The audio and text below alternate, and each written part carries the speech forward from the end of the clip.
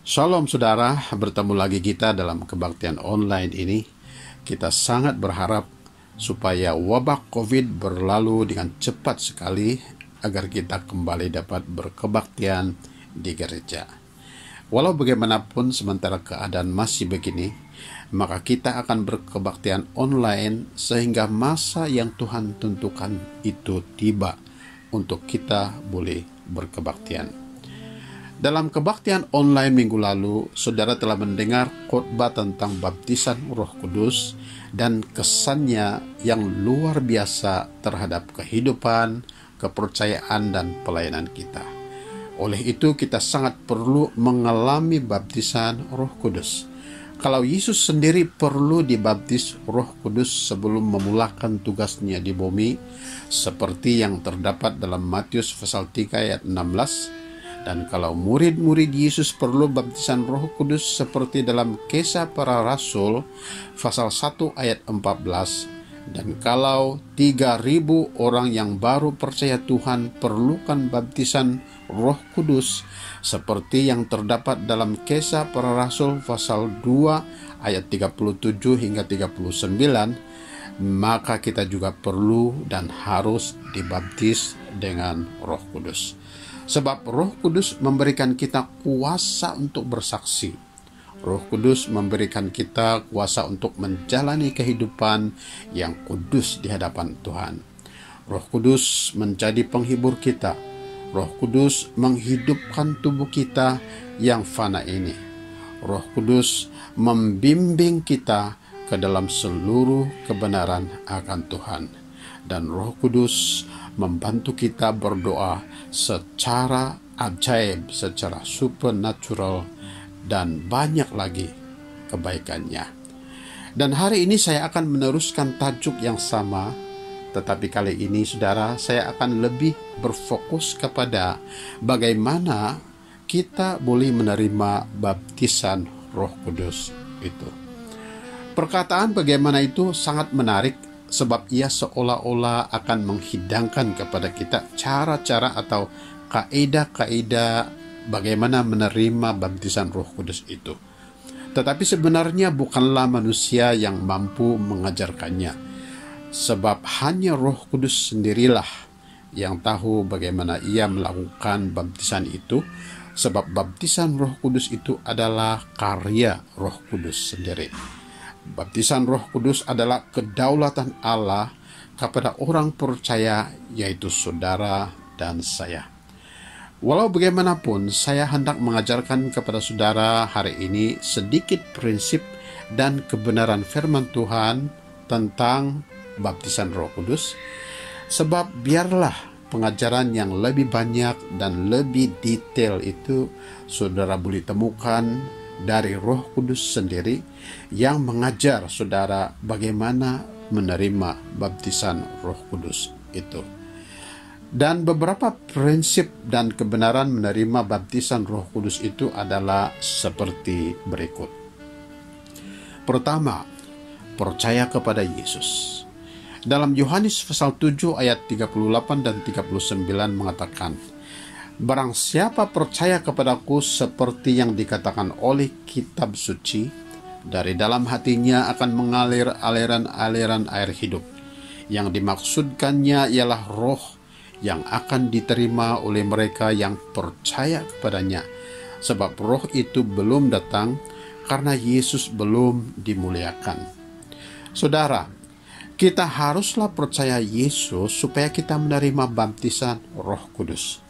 Percaya Yesus itu maksudnya percaya bahwa Yesus adalah Tuhan, menerima Yesus sebagai juru selamat pribadi, dan bertobat. Dengan kata lain, percaya itu bermaksud seorang itu telah mengalami keselamatan, maka setelah itu dia akan mengalami baptisan Roh Kudus, yang adalah bagian selanjutnya dari kepercayaannya kepada Tuhan. Saudara, jika saudara sudah percaya Tuhan sungguh-sungguh, maka Anda layak menerima baptisan Roh Kudus itu. Saudara boleh bersedia untuk mengalaminya saat ini. Maka jika demikian, perkara berikutnya yaitu perkara kedua, yang saudara perlu lakukan ialah minta kepada Tuhan. Dalam Lukas pasal 11 ayat 13, Yesus mengajarkan agar kita minta. Ayat 13 ini mengatakan, "Jadi, jika kamu yang jahat tahu memberi pemberian yang baik kepada anak-anakmu, apalagi Bapamu yang di sorga, Ia akan memberikan Roh Kudus kepada mereka yang meminta kepadanya." Saudara, saya dan saudara yang adalah bapa kepada anak-anak kita adalah bapa yang masih banyak kelemahan dan keterbatasan. Hidup kita dan cara pikiran kita tidak sempurna. Kita masih tergoda untuk berbuat jahat. Tetapi walaupun begitu, kalau anak kita meminta sesuatu, maka kita pasti berusaha menunaikannya. Kalau anak kita minta makanan, kita tidak mungkin memberikan ular atau kelajengking. Kita tidak akan memberikan racun atau sesuatu yang membinasakan tubuh mereka. Dengan kata lain, kita yang lemah ini pun masih boleh berpikir untuk memberi yang terbaik untuk anak-anak kita. Apalagi Bapa kita di surga, saudara. Dia tidak sama dengan kita. Bapa di surga lebih mulia, agung, dan kudus, serta tiada sedikit pun unsur kejahatan ada di dalam pikirannya. Maka pasti kalau kita minta kepada Bapa surgawi, maka Ia akan memberikan Roh Kudus-Nya kepada kita. Oleh itu, jika saudara belum menerima baptisan Roh Kudus, maka saudara perlu minta. Yesus pernah mengajarkan di mana Dia berkata, "Mintalah, maka akan diberikan kepadamu." Saudara, kita perlu minta agar kita dapat menerima baptisan Roh Kudus itu. Bapa di surga yang penuh kasih itu sedia untuk memberikan kepada yang meminta. Ketiga, datang kepada Yesus dengan hati yang haus. Saudara, apabila kita meminta baptisan Roh Kudus, kita haruslah sungguh-sungguh haus akan Roh Kudus itu sendiri. Sebab Yohanes pasal 7 ayat 37 mengatakan, "Dan pada hari terakhir, yaitu pada puncak perayaan itu, Yesus berdiri dan berseru, 'Barang siapa haus, baiklah ia datang kepadaku dan minum.'" Yesus mengatakan dalam ayat ini, barang siapa yang haus, berarti mereka yang haus pasti mendapatkan Roh Kudus itu. Saudara, di sini Yesus mengajarkan bahwa kita perlu merasa haus akan Roh Kudus agar kita dapat menerima baptisan Roh Kudus itu. Perkataan haus di sini berbicara tentang suatu keadaan di mana saudara merasa sangat perlu, sangat terdesak, dan sangat mahukan Roh Kudus, di mana saudara merasa sangat lemah dan tidak bermaya jika tanpa Roh Kudus itu. Saudara berada dalam suatu keadaan di mana saudara tidak boleh hidup tanpa Roh Kudus, atau suatu kekosongan dalam hati saudara yang tidak boleh diisi dengan perkara lain yang ada di dalam dunia ini kecuali Roh Kudus sendiri. Dan jika demikian, saudara, maka Anda boleh datang kepada Yesus. Dan kalau saudara meminta, maka sudah pasti saudara akan menerima baptisan Roh Kudus itu. Keempat, mengasihi Yesus. Yohanes pasal 14 ayat 15 dan 16 mengatakan, "Jikalau kamu mengasihi aku, kamu akan menuruti segala perintahku. Aku akan minta kepada Bapa, dan Ia akan memberikan kepadamu seorang penolong yang lain, supaya Ia menyertai kamu selama-lamanya." Saudara, Yesus telah memberikan janjinya kepada kita bahwa jika kita mengasihi Dia, maka Dia akan minta kepada Bapa untuk memberikan Roh Kudus kepada kita. Persoalannya ialah, bagaimanakah kita boleh mengasihi Yesus? Mudah, saudara. Sebab pertanyaan ini sudah dijawab dalam ayat ini sendiri, yaitu bila kita menuruti perintah Tuhan Yesus, berarti kita sudah mengasihi Yesus. Menuruti perintah Yesus tanpa gagal. Apakah perintah itu? Jawaban pertanyaan ini membawa saudara ke perkara kelima tentang prinsip dan kebenaran bagaimana menerima baptisan Roh Kudus, yaitu saling mengasihi. Jadi yang kelima, saudara, bagaimana kita mengalami atau menerima baptisan Roh Kudus ialah saling mengasihi. Saling mengasihi adalah perintah Tuhan Yesus, dan jika saudara bertindak saling mengasihi, maka itu akan mengundang baptisan Roh Kudus terjadi atas saudara. Yohanes 15 ayat 12 hingga 17 menyatakan hal itu, di mana ia berkata demikian, "Inilah perintahku, yaitu supaya kamu saling mengasihi." Apa Yesus bilang, saudara? Saling mengasihi. "Seperti aku telah mengasihi kamu, kamu adalah sahabatku, jikalau kamu berbuat apa yang kuperintahkan kepadamu. Aku tidak menyebut kamu lagi hamba, sebab hamba tidak tahu apa yang diperbuat oleh tuannya. Tetapi aku menyebut kamu sahabat, karena aku telah memberitahukan kepada kamu segala sesuatu yang telah kudengar dari Bapa-Ku. Bukan kamu yang memilih aku, tetapi akulah yang memilih kamu. Dan aku telah menetapkan kamu, supaya kamu pergi dan menghasilkan buah, dan buahmu itu tetap. Supaya apa yang kamu minta kepada Bapa dalam namaku diberikannya kepadamu. Inilah perintahku kepadamu, kasihilah seorang akan yang lain." Saudara, kita sudah mendengar 5 prinsip dan kebenaran firman Tuhan tentang bagaimana kita boleh menerima baptisan Roh Kudus. Tetapi persoalannya ialah, apakah kita benar-benar percaya kepada Yesus? Sebab kepercayaan kepada Yesus yang dituntut di sini ialah kepercayaan yang 100% yang boleh mengubah hati saudara untuk meninggalkan kehidupan lama dan berserah sepenuhnya kepada Yesus untuk mengalami hidup baru. Kalau selama ini saudara belum mengalami baptisan Roh Kudus, maka saudara harus memeriksa kembali tahap kepercayaan saudara kepada Tuhan. Sebab keraguan-raguan pastinya tidak menghadirkan baptisan Roh Kudus berlaku atas saudara. Saudara juga harus memeriksa kembali apakah saudara sudah minta atau belum. Saudara, ramai orang Kristen sebenarnya belum pernah minta baptisan Roh Kudus, dan hal itu sangat mengejutkan.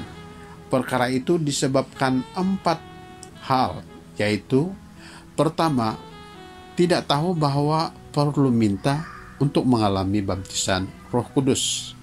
Kedua, takut minta. Takut kalau bila minta maka hasilnya tidak seperti yang diharapkan. Ketiga, belum bersedia. Maksudnya belum sedia menyerahkan diri di bawah pimpinan Roh Kudus. Keempat, merasa tidak layak, merasa diri sangat berdosa, karena itu tidak layak menerima Roh Suci, yaitu Roh Kudus. Saudara, mintalah. Sebab bila kita minta, barulah kita akan diberi. Sebab Yesus telah mengatakan tadi dalam Lukas pasal 11 ayat 13. "Jadi jika kamu yang jahat tahu memberi pemberian yang baik kepada anak-anakmu, apalagi Bapamu yang di sorga, Ia akan memberikan Roh Kudus kepada mereka yang meminta kepadanya." Saudara juga harus memeriksa kembali kehausan saudara akan Roh Kudus. Sebab tidak mungkin seorang yang haus akan Roh Kudus tidak menerima baptisan itu. Sebab Yohanes pasal 7 ayat 37 tadi telah mengatakan, "Barang siapa haus, baiklah ia datang kepadaku dan minum." Maksudnya ialah mereka yang haus akan Roh Kudus boleh datang kepada Yesus dan minum atau menerima Roh Kudus. Saudara juga harus memeriksa kembali kasih saudara kepada Yesus. Apakah saudara sungguh-sungguh mengasihi Yesus dalam hati saudara? Sekaligus yang terakhir, yaitu saudara juga harus memeriksa kembali apakah saudara saling mengasihi satu dengan yang lain. Apakah saudara mengasihi saudaramu atau sesiapa sahaja yang ada di sekeliling hidupmu? Sebab itu juga akan menentukan kehadiran Roh Kudus yang akan membaptis saudara dengan baptisan Roh Kudus itu sendiri. Sebab Yohanes pasal 15 ayat 12 tadi telah mengatakan, inilah perintahku, yaitu supaya kamu saling mengasihi. Jikalau saudara sudah siap menerima baptisan Roh Kudus, maka mari saya berdoa untuk saudara. Angkatlah tangan saudara, buka hati, dan siap untuk menerima baptisan Roh Kudus dimanapun saudara berada. Ketika saya berdoa, saya minta saudara berada dalam posisi menunggu dan menerima saja. Tidak payah mengikuti doa saya. Apa yang saudara perlu lakukan ialah hanya tunggu dan terima. Sekali lagi, hanya tunggu Roh Kudus dan terima. Jangan merasa terganggu dengan keadaan di sekeliling saudara. Pusatkan hatimu kepada penungguan dan penerimaanmu kepada Roh Kudus. Pada masa saudara menunggu, mungkin saudara merasa ada gerakan atau ada aliran dari dalam hati saudara, atau ada gerakan di bibirmu untuk berkata dengan kata-kata yang baru yang Anda tidak paham. Maka saya minta saudara agar mengalir saja dengan gerakan atau aliran itu. Jangan menolaknya, jangan bimbang, sebab itu pasti Roh Kudus yang sedang bekerja. Sebab saya sedang berdoa kepada saudara untuk baptisan Roh Kudus, maka dengan itu yang datang pastinya adalah Roh Kudus. Sila jangan merasa malu saudara, atau merasa terasing dengan kata-kata baru yang saudara tidak paham itu. Sebab makin saudara membiarkan dirimu mengalir dalam gerakan Roh Kudus itu, makin saudara masuk dalam pribadi Roh Kudus itu sendiri. Kalau sudah siap, mari saya berdoa untuk saudara.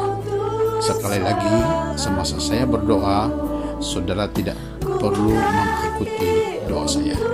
Saudara hanya perlu menunggu Roh Kudus dan terima saja.